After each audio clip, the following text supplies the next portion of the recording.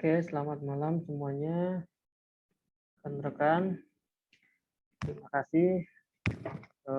Jadi di pertemuan ketiga ini untuk mata kuliah perangkat lunak, kita akan berbicara mengenai kebutuhan perangkat lunak. Jadi kalau kemarin kita review sedikit ya bahwa pada pertemuan sebelumnya di pertemuan 2 kita membahas model-model perangkat lunak. Jadi kalau model-model perangkat lunak kan kemarin kita lihat ada waterfall, ya, atau itu waterfall, terus ada lagi model perangkat lunak untuk waterfall itu, terus ada lagi prototype ya, kalau nggak salah prototype, terus ada lagi model selain prototype ada juga model spiral ya. Ingat, teman-teman harus ingat nanti di UTS UAS-nya ada nih.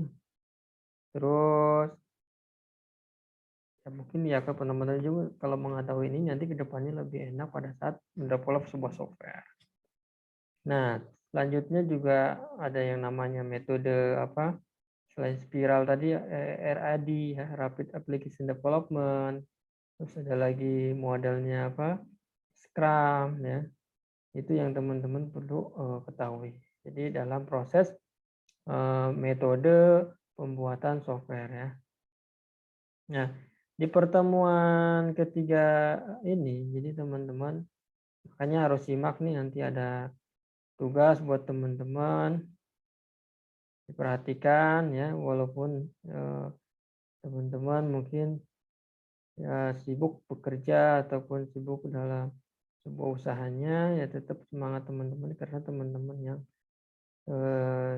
kuliah gitu yang melakukan hal ini atau harus belajar sebagai mahasiswa statusnya.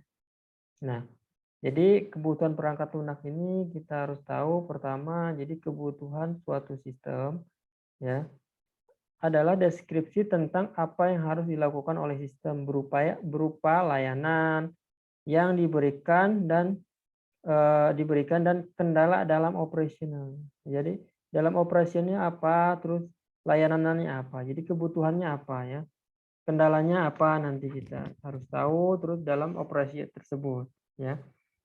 Jadi kebutuhan ini mencerminkan kebutuhan pelanggan user ya yang memakai sistem kita untuk sistem yang melayani tujuan tertentu seperti mengontrol perangkat ya, menempatkan pesanan atau mencari informasi lainnya ya, di transaksi gitu kan. Nanti transaksi apa yang perlu di record ya.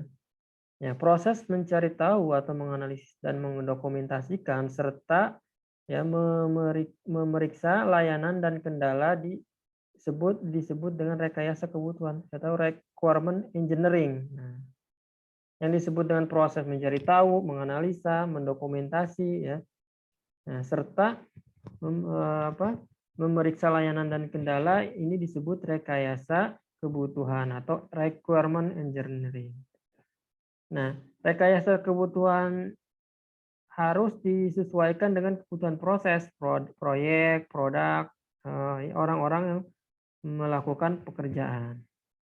Nah, teman-teman di sini perlu tahu kebutuhan apa sih software ini untuk apa gitu kan, menganalisa dulu, cari tahu dulu, terus dokumentasikan ya.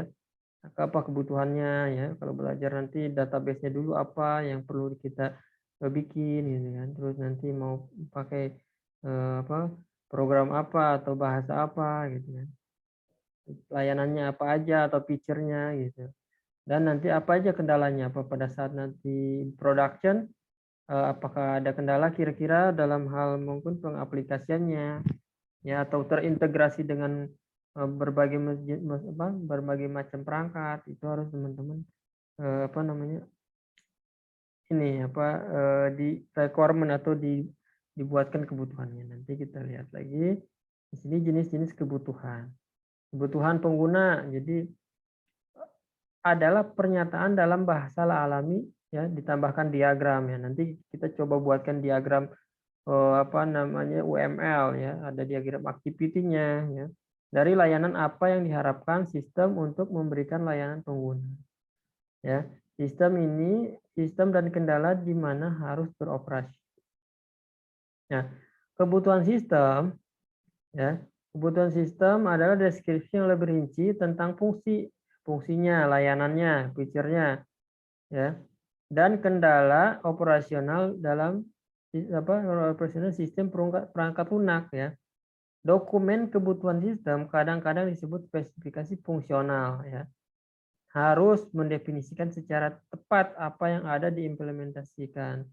Ini memungkinkan menjadi bagian dari kontrak antara pembeli sistem dan pengembang perangkat lunak. Jadi kita analisa dulu nih, kebutuhan pengguna apa aja. Ya, kita buatkan bahasa alaminya nih. Nanti teman-teman juga buatkan nanti tugasnya buat UML, diagram activity use case gitu ya. Terus kebutuhan sistem. Terus kebutuhan sistemnya apa aja nih? Nanti ada tombol apa, ya feature layanannya apa aja, master apa aja gitu kan. Master data apa aja yang perlu dibuat. Itu yang perlu kawan-kawan atau rekan-rekan ketahui. Nah, kita lihat lagi di sini, teman-teman. Kegiatan pada rekayasa kebutuhan. Ya.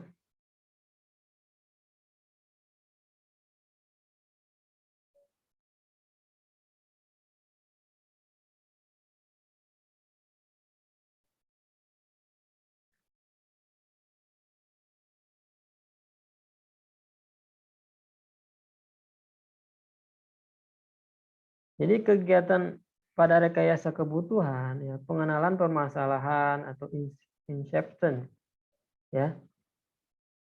Terus ada lagi pengenalan lanjutan, ya, elicitation, elaborasi, negosiasi, spesifikasi, ya, validasi, manajemen kebutuhan atau requirement management.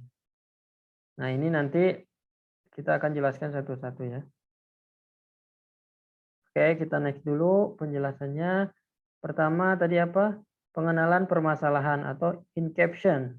Jadi proyek perangkat lunak atau software ini dimulai ketika ya kebutuhan bisnis atau pasar atau layanan baru telah diidentifikasi atau ditemukan ya. Jadi pada saat dimulainya ketika ada bisnis atau pasar layanan baru. Jadi kalau ngelihat nih ya, apa permasalahan yang ada nih. Nah, makanya startup bermunculan itu karena kita memecahkan solusi dengan teknologi. Ya, jadi muncullah startup ya, apa yang dengan teknologi semuanya. Jadi adanya apa permasalahan dulu, pengenalan permasalahan. Terus menetapkan pemahaman dasar tentang masalah, siapa yang menginginkan solusi, sifat solusinya bagaimana ya, serta keefektifan komunikasi dan kolaborasi antara stakeholder dan tim perangkat lunak.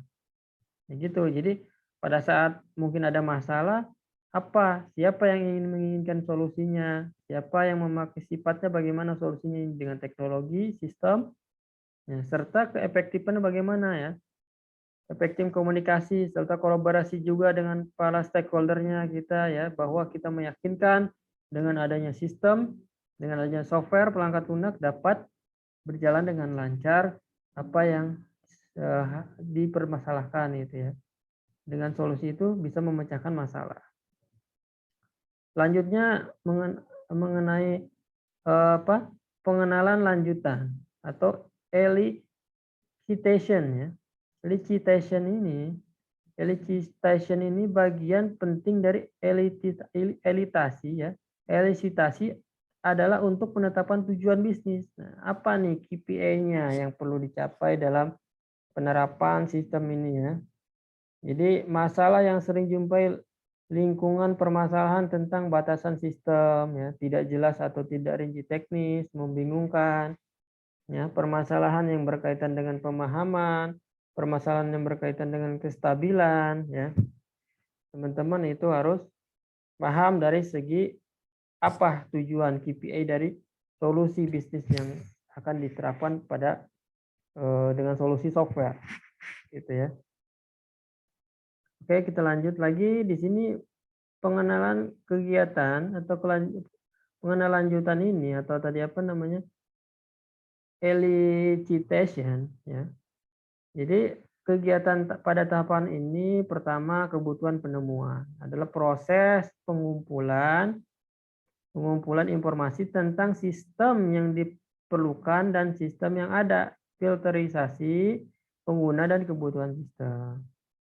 Ya, sumber informasi selama tahapan penemuan kebutuhan ini termasuk dokumentasi, ya, apa permasalahannya, stakeholder, siapa yang terlibat, spesifikasi sistemnya apa yang kita mau buat dengan teknologi apa ya, berbasis web, apa mobile atau berbasis desktop dengan bahasa pemrograman yang bermacam-macam yang teman-teman bisa nanti tentukan sendiri pada saat ada suatu proyek yang emang harus membutuhkan solusi dengan teknologi.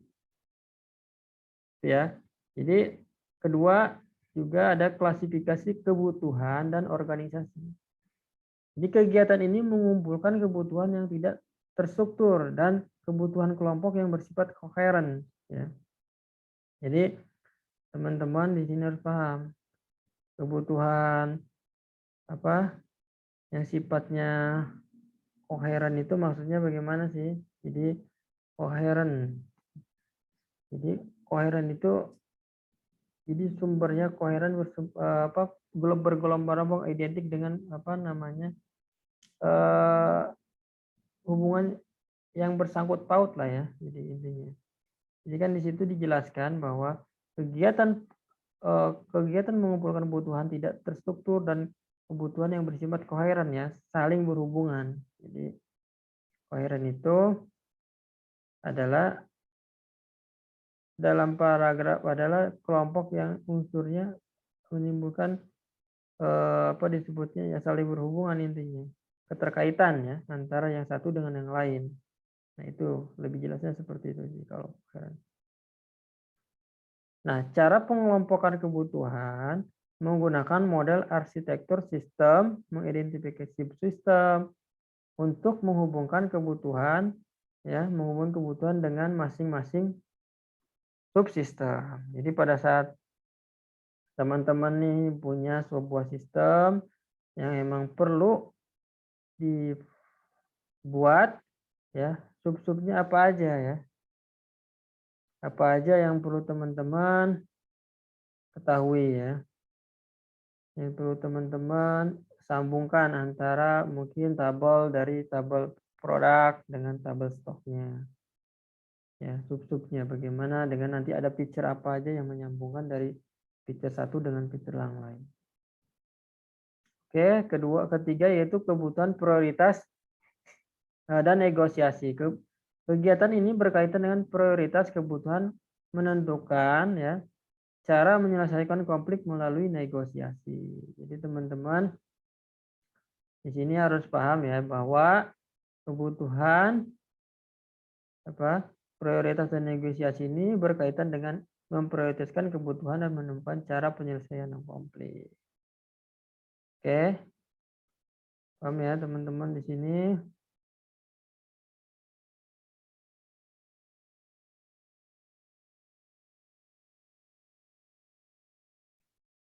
Nah, yang selanjutnya adalah elaborasi, di mana elaborasi ini dilakukan dengan cara membuat dan menyempurnakan skenario ya pengguna yang menggambarkan bagian pengguna akhir ya, atau aktor ya, user ya, akan berinteraksi dengan sistem. Elaborasi ya antara si developer, project manager dan juga user harus saling berhubungan yang akan nanti berinteraksi dengan sistem ya.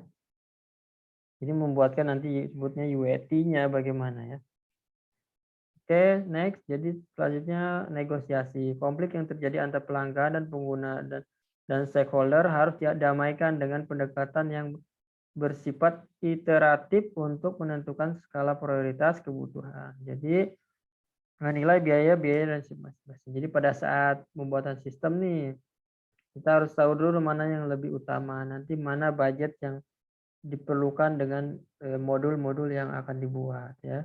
disesuaikan. Jadi pada saat mungkin feature-nya tidak butuh untuk feature yang lebih detail dulu ya. Maksudnya pada saat kebutuhan sistem itu ada yang perlu tidak perlu ya, tapi dengan anggaran yang emang belum apa ada ya, kita skip dulu, kita hold dulu ya, hold dulu supaya ya kita bisa menentukan skala prioritas kebutuhan ya.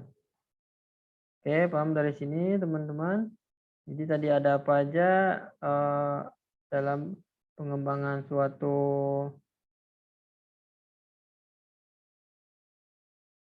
sistem.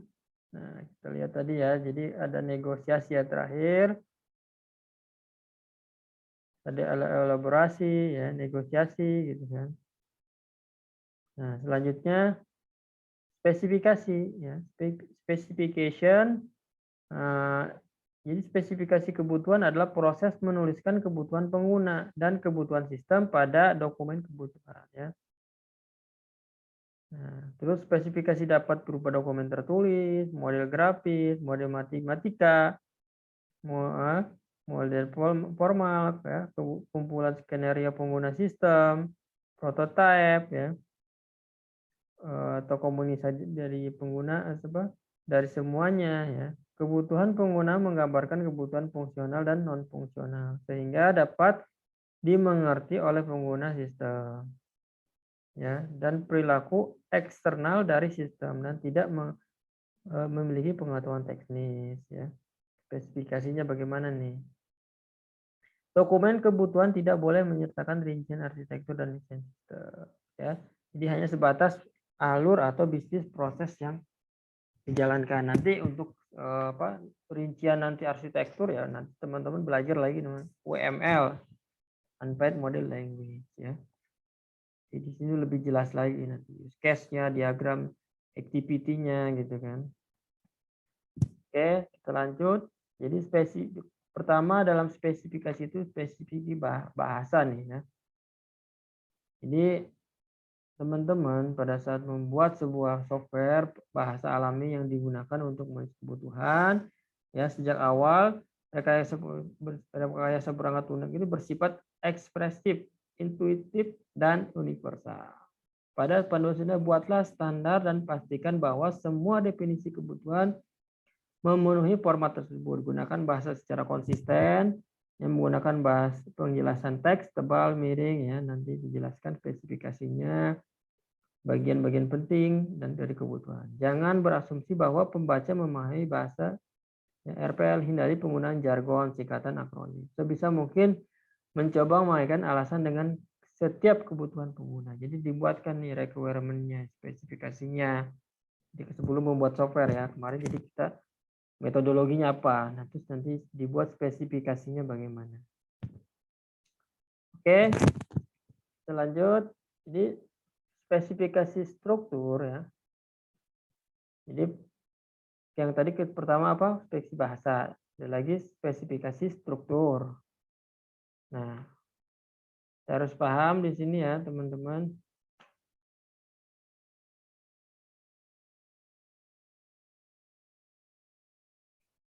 Jadi spesifikasi struktur ini jadi bahasa alami terstruktur ya. Adalah cara penulisan kebutuhan sistem di mana kebebasan dan penulisan terbatas dan semua kebutuhan ditulis dengan cara standar. Untuk memenuhi kebutuhan fungsional informasi berikut harus disertakan deskripsi fungsi dan entitas yang ditentukan, penjelasan tentang input, dari mana asalnya, penjelasan tentang output, ya, dan kemana tujuannya, ya, informasi yang diperlukan perhitungan atau entitas dalam sistem digunakan, penjelasan tentang tindakan yang harus diambil, penjelasan tentang efek samping dari operasi jika ada, ya. Jadi semuanya dirinci nih strukturnya bagaimana. Oke. Kita lanjut lagi. Ada lagi validasi ya. Validasi itu kebutuhan adalah proses pengecekan kebutuhan yang benar-benar menentukan sistem yang ingin diinginkan pelanggan. Jadi kita buat dulu nih apa yang benar-benar urgenitasnya atau paling tinggi ya, kebutuhannya paling tinggi. Validasi melakukan pemeriksaan ya untuk memastikan bahwa semua kebutuhan perangkat lunak telah dinyatakan dengan jelas ya. Inkonsistensi, kelalaian dan kesalahan telah terdeteksi dan diperbaiki. Ya. Produk kerja sesuai dengan standar dan ditetapkan untuk proses proyek dan produk. Oke. Selanjutnya hal-hal yang perlu pemeriksaan. Pertama, pemeriksaan validitas ya. Suatu sistem diperlukan untuk melakukan fungsi tertentu yang dapat mengidentifikasi fungsi tambahan. Pemeriksaan konsistensi ini ya kebutuhan dalam dokumen tidak boleh bertentangan. Jadi artinya tidak ada batasan yang bertentangan atau deskripsi berbeda dengan fungsi yang sama ya. Jadi harus ini. Jadi kebutuhan itu ya tidak boleh bertentangan dengan apa yang ada di sistem. Artinya tidak ada batasan yang bertentangan atau deskripsi yang berbeda fungsi sistem yang sama ya. Jadi ya masing-masing sistem pasti berbeda ya. Jangan sampai nanti dibuatkan sistem double. Ya, harus ada pemeriksaan konsistensi ini. Jadi selanjutnya untuk pemeriksaan kelengkapan dokumen, kebutuhan mengidentifikasi fungsi, batasan yang dimaksud oleh pengguna ya, kemudian sistem dan sebagainya. Ya, ini yang adalah beberapa hal dalam validasi ya. Terus kita lihat lagi ada pemeriksaan realisme. Nah, dengan menggunakan pengetahuan tentang teknologi yang ada ya, kebutuhan harus diperiksa untuk memastikan bahwa mereka dapat mengimplementasikannya. Jadi pada saat kita membuat sebuah sistem, realisasinya bagaimana nih? Bakal terrealisasikan nggak ya? Jadi dengan teknologi apa? Ya teman-teman perlu tahu. Jadi wah pada pengembangannya kita harus menggunakan contoh ya mungkin bahasa web dengan PHP atau dengan bahasa yang lebih keren lagi Ruby atau dengan Golang gitu kan. Back end-nya, front end-nya ya dengan JavaScript atau dengan apa framework JavaScript atau React Native gitu kan. Supaya terlihat bagus. Nah, itu harus apa? Pemeriksaan realismenya harus ya sesuai dengan ya pada saat mungkin di kelompok atau di suatu tim ya developmentnya apa nih skill masing-masing, kan? Nah, selanjutnya variability. Jadi kebutuhan sistem harus selalu ditulis sehingga dapat diverifikasi. Artinya menulis rangkaian tes yang dapat memenuhi bahwa sistem yang dikirim memenuhi kebutuhan yang ditentukan. Jadi setiap sistem itu harus ada yang namanya verifikasi. Ini benar gak gitu kan? Apakah ini sesuai udah dengan fungsi yang dimaksud dengan user itu ya. Jadi harus dites lagi. Jadi sistem itu dikirim memenuhi setiap kebutuhan yang akan ditentukan. Oke, teman-teman.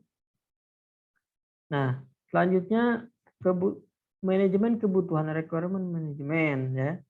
Jadi ada serangkaian kegiatan yang membantu tim proyek untuk mengidentifikasi, mengontrol, melacak ya kebutuhan-kebutuhan dan melacak perubahan terhadap kebutuhan saat proyek berlangsung ya. Ini dan si project manajemennya atau project manajernya. Ada beberapa alasan mengapa perubahan ya tidak dapat dihindari ya. Lingkungan bisnis dan teknis sistem selalu berubah-ubah setelah instalasi. Nah, pada saat mungkin wah, teman-teman ada yang namanya perubahan ini nih. Prosesnya bisnis operasionalnya berubah nih. Wah, sesuaikan lagi softwarenya gitu kan. Sesuai lagi sistemnya. Penggunaan sistem bukan orang yang sama. Kadang seperti itu gitu kan. Dengan mungkin dengan manajemen baru pada saat pengen adanya user interface-nya diganti gitu kan. Atau dirubah yang lebih user friendly bisa jadi. Sistem besar biasanya memiliki komunitas pengguna yang beragam ya. Jadi mungkin sistem yang besar biasanya memiliki komunitas pengguna yang beragam. Jadi bukan ya mungkin di tingkat ERP ya. aplikasi yang berbasis ERP ya bisa jadi penggunanya kan banyak dari finance, marketing, semuanya ya bisa jadi dia beragam gitu ya. Alasan perubahan tidak dapat dihindari. Ya. Terus selanjutnya kebutuhan perencanaan ya, manajemen ya. Tahapan perencanaan menetapkan tingkat detail manajemen kebutuhan ya dengan memutuskan mengidentifikasi kebutuhan pertama.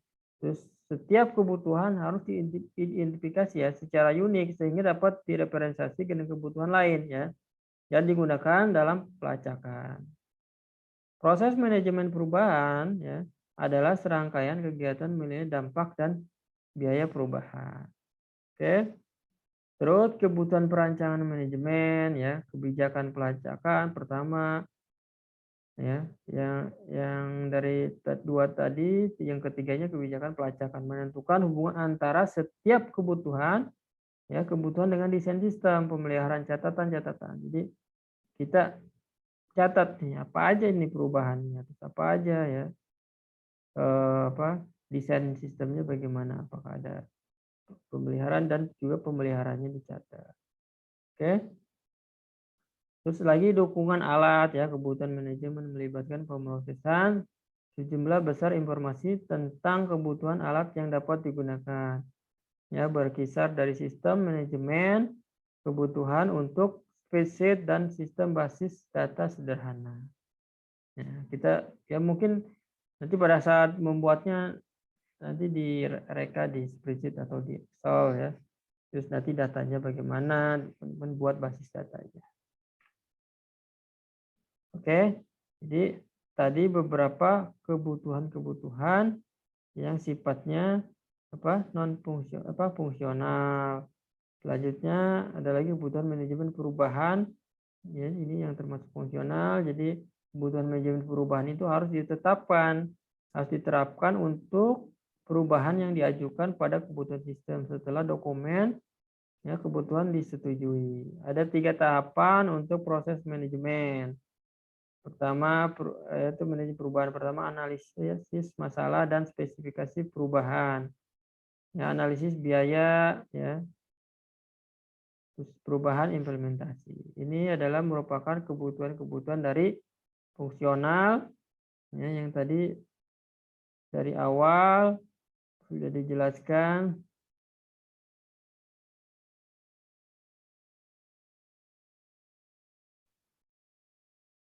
Ya. Ya. Ini kebutuhan-kebutuhan dari fungsional. Selanjutnya kita lihat lagi di sini kebutuhan non fungsional. Ya. Kebutuhan non fungsional dan non fungsional di sini ya. Jadi kebutuhan fungsional adalah pelayanan yang harus disediakan sistem. Bagaimana sistem itu harus bereaksi terhadap input tertentu dan bagaimana sistem itu berperilaku dan situasi tertentu. Ada lagi non fungsional ya kebutuhannya itu. Jadi ada kebatasan pada layanan fungsi yang ditawarkan sistem termasuk kendala waktu ya.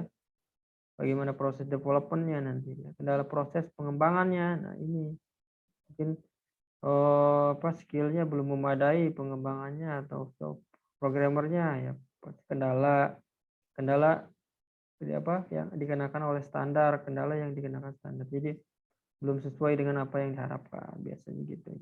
Kebutuhan fungsional, teman-teman di sini kebutuhan menggambar apa yang harus dilakukan sistem ya, yang tadi di atas ya, lebih ke banyak sistem. Terus kebutuhan ini tergantung pada perangkat yang dikembangkan ya, pengguna, ya pendekatan umum yang diambil oleh organisasi saat menuliskan kebutuhan ya.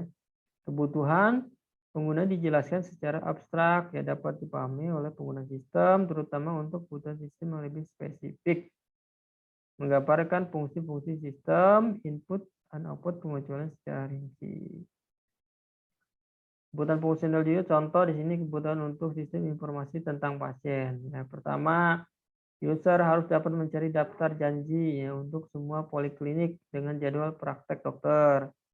Setiap hari ya untuk setiap poliklinik mencatat daftar pasien yang melakukan pendaftaran hari itu. Setiap petugas yang menggunakan sistem harus diidentifikasi secara unik dengan nomor karyawan dengan 8 digit miliknya. Ini adalah kebutuhannya secara fungsinya ya. Ini teman-teman pelajari ini ya. Nanti ada tugas yang harus teman-teman lakukan. Makanya perhatikan untuk mata kuliah ini karena 4 semester. 4 SKS kok 4 semester. Nah, selanjutnya kebutuhan non fungsional ya. Fungsional adalah kebutuhan yang tidak secara langsung berkaitan dengan hal yang spesifikasi ya, yang disampaikan oleh sistem kepada pengguna. Ya, berhubungan dengan sifat sistem yang muncul kendala, ya waktu, ya respon, ya. Jadi di luar teknis intinya gitu. Dapat berupa kendala ya apa teknikal ya, teknik informasi seperti sistem kemampuan ya, ya data. Jadi kalau fungsional itu lebih ke intinya fungsional itu lebih ke berjalannya sistem. Kalau ini lebih ke teknisnya, operasi waktu gitu, respon atau lambat atau lemot sistemnya bagaimana. Terus kebutuhan non fungsional ini ya muncul melalui kebutuhan pengguna karena keterbatasan anggaran, ya, kebijakan organisasi, kebutuhan interoperabilitas dengan software dan hardware, faktor eksternal seperti peraturan keselamatan, undang-undang dan privasi. Nah, ini fungsional ya di luar berjalannya sistem ya. Gitu. Jadi di luar jadi fungsi-fungsi feature-feature sistem ya. Kalau tadi kan secara fungsionalnya ya tadi contoh pasien ya di sini ya mencari janji dengan semua poliklinik ya dengan jadwal praktek dokter ya usernya ya setiap hari ya, secara fungsinya fungsional lah gitu kan. Ini secara teknisnya kendalanya non fungsional. Terus lagi kebutuhan apa implementasi kebutuhan ini dapat disebarluaskan di seluruh sistem ya. Kebutuhan non fungsional dapat mempengaruhi keseluruhan arsitektur sistem dari komponen-komponen ini. Misalnya individu misalnya untuk memastikan bahwa terpenuhinya kebutuhan kinerja harus mengatur sistem ya untuk meminimalkan komunikasi antar komponen ya.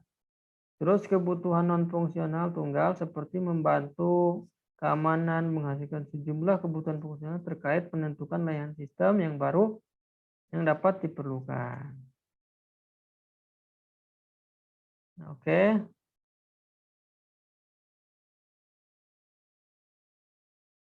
Selanjutnya karakteristik kebutuhan non fungsional.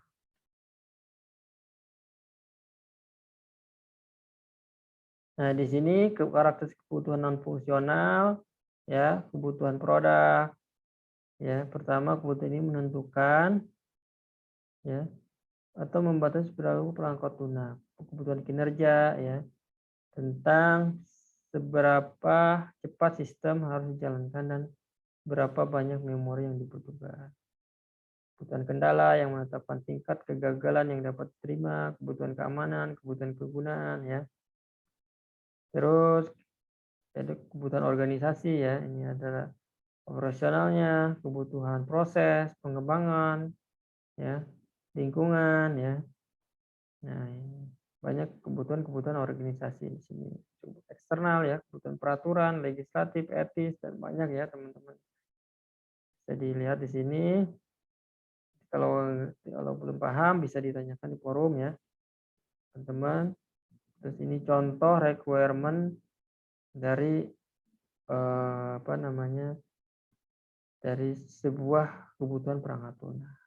Nah, ini teman-teman nanti kita akan coba buat permasalahannya. Makanya teman-teman harus perhatikan kuliah ini, ikutin baik video ataupun nanti online conference-nya atau secara daringnya ya biar teman-teman paham karena ya tadi saya sebutkan mata kuliah ini 4 SKS. Ya demikian mungkin teman-teman yang dapat saya sampaikan, kurang lebihnya mohon maaf. Jadi kalau ada pertanyaan bisa di forum atau di chat via grup WA atau teman-teman ya bisa intinya di forum lah, di forum e-learning lebih semuanya tahu ya, semuanya ditahu di forum e-learning ada pertanyaan. Oke, terima kasih. Demikian dari saya. Assalamualaikum warahmatullahi wabarakatuh.